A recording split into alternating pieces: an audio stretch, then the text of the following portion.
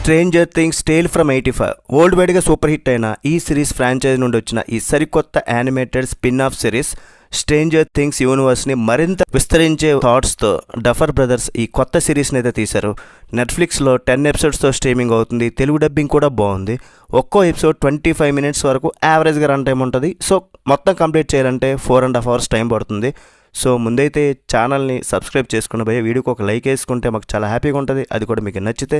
మరి ఈ సిరీస్ చూసాక నాకైతే యావరేజ్ అనిపించింది భయ్య. సాటిస్ఫాక్షన్ 50%. సింపుల్గా చెప్పాలంటే ఒరిజినల్ సిరీస్ అయిపోయింది కాబట్టి ఆ నాస్టాల్జియా క్రేజ్ని వాడుకొని సాగదీయడానికి చేసిన రొటీన్ ప్రోగ్రామ్ ఇది. ఒరిజినల్ క్యారెక్టర్స్ మీద ఉన్న ఇష్టంతో జస్ట్ ఒకసారి క్యాజువల్గా అలా చూసి వదిలేయచ్చు, కానీ మైండ్ బ్లోయింగ్ సర్వైవల్ థ్రిల్లర్ అయితే కాదు. పూర్తిగా బ్యాడ్ అయితే కాదు చెప్తున్నా. అంటే ఒక రకంగా ఊహించుకున్నా, ఒక రేంజ్లో ఆ రేంజ్ని దాటలేకపోయింది. పాజిటివ్స్ నెగిటివ్స్లో క్లియర్గా మొత్తం చెప్తాను. టైటిల్లో ఉన్నట్లుగానే ఈ స్టోరీ 1985 సంవత్సరం వింటర్ సీజన్ బ్యాక్డ్రాప్లో జరుగుద్ది. అంటే stranger things original live action సిరీస్లో సీజన్ 2 ముగిసిన తర్వాత సీజన్ 3 స్టార్ట్ కావడానికి ముందు మధ్యలో ఈ స్టోరీ ఉంటుంది. అదే ఈ స్పిన్ ఆఫ్ అనమాట. మన గ్యాంగ్ అంతా మళ్ళీ కలుస్తారు. లెవెన్, మైక్, డస్టిన్, లూకస్, వీళ్ళతో పాటు నిక్కీ బాక్స్టర్ అనే ఒక కొత్త క్యారెక్టర్ని కూడా ఇంట్రడ్యూస్ చేశారు.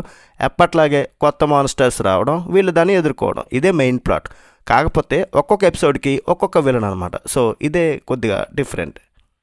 ఈ సిరీస్లో పాజిటివ్స్ ఏంటంటే యానిమేషన్ అండ్ విజువల్స్. ఈ సిరీస్లో బెస్ట్ పార్ట్ ఏంటంటే మాత్రం యానిమేషన్ క్వాలిటీ. ఆ సీజీఐతో పాటు కొన్ని చోట్ల 2D స్టైల్ మిక్స్ చేసి చాలా సూపర్గా డిజైన్ చేశారు.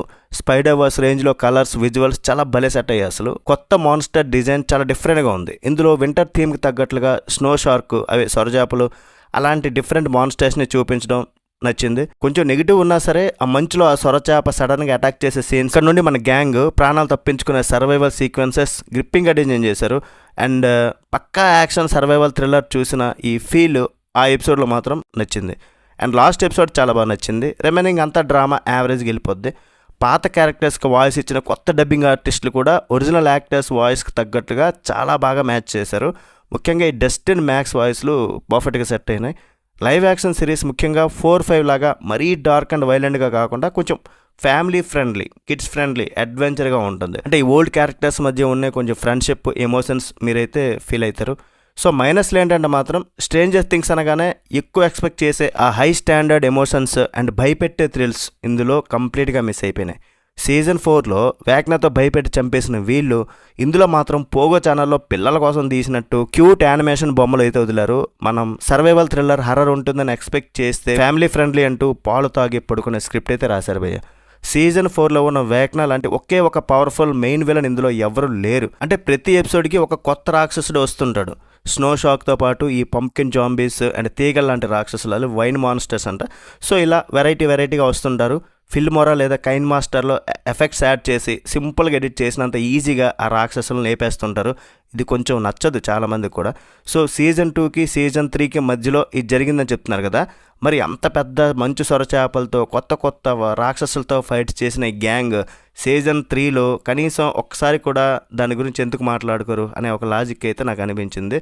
అండ్ ఎల్వెన్, డస్టిన్, మైక్ ఎప్పట్లాగే వాళ్ళ అల్లరితో హైలైట్ అయితే అయ్యారు.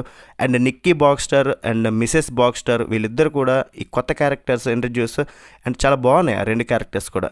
ఫైనల్గా చెప్పాలంటే మాత్రం 80s కిడ్స్ లైఫ్ స్టైల్ అయితే కనిపిస్తుంది. స్టోరీ కొంచెం అటు ఇటుగా ఉన్నా సరే ఈ 80s వైబు, ఆ క్యారెక్టర్స్ మధ్య ఉన్న ఫ్రెండ్షిప్ కానీ కిడ్స్ అండ్ ఫ్యామిలీ ఫ్రెండ్లీగా ఫ్యామిలీతో పాటు ఈ సిరీస్ని అయితే చూడొచ్చు. కానీ మీరు కోరుకునే లైవ్ యాక్షన్ సిరీస్లా ఇది ఉండదు. మరి మీరు చూస్తుంటే మీకు ఎలా అనిపించింది కింద కామెంట్ సెక్షన్లో తెలియజేయండి. మరి ఓవరాల్గా రేటింగ్ ఎంత ఇస్తానంటే ఈ సిరీస్కి 2.75/5. రివ్యూ నచ్చితే ఒక లైక్, షేర్, సబ్స్క్రైబ్. నెక్స్ట్ వీడియోలో మళ్ళీ కలుద్దాం. Bye bye. జై హింద్.